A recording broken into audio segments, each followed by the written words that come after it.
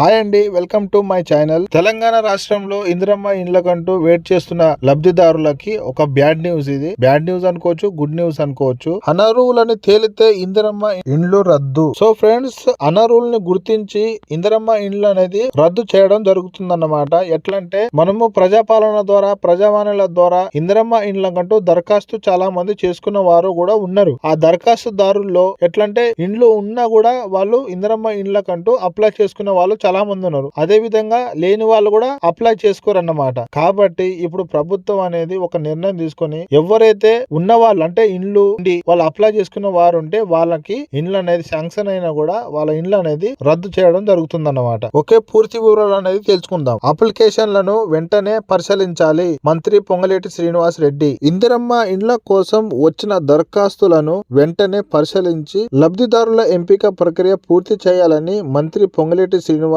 రెడ్డి ఆదేశించారు. ఇందిరమ్మ ఇండ్ల నిర్మాణం ఏ దశలో ఉన్నా అనర్హులని తేలితే వాటిని రద్దు చేస్తామని హెచ్చరించారు. సోమవారం సచివాలయంలో ఇందిరమ్మ ఇండ్లపై నిర్వహించిన సమీక్ష సమావేశంలో మంత్రి మాట్లాడారు. జనవరి 26న లబ్ధిదారులను ఎంపిక చేసిన 562 గ్రామంలో ఎదురైన పరిస్థితులు, మంచి చెడులను పరిగణలోకి తీసుకొని ఎంపిక ప్రక్రియ చేపట్టాలని సూచించారు. నిరుపేదలకు అత్యంత ప్రాధాన్యత ఇవ్వాలన్నారు. వీలైనంత మేరకు సాంకేతిక పరిజ్ఞానాన్ని ఉపయోగించుకోవాలని, అర్హులకే లభించేలా చర్యలు తీసుకోవాలన్నారు. సమావేశంలో housing special secretary Jyothi Buddha Prakash, housing corporation MD VP Gautam పాల్గొన్నారు. సో ఫ్రెండ్, అనర్హులను తేలితే ఇందిరమ్మ ఇండ్లు అనేది వాళ్ళకి రద్దు చేయడం జరుగుతుంది. కాబట్టి ఒకసారి చూసుకోండి, మరి జాగ్రత్తగా ఉండండి.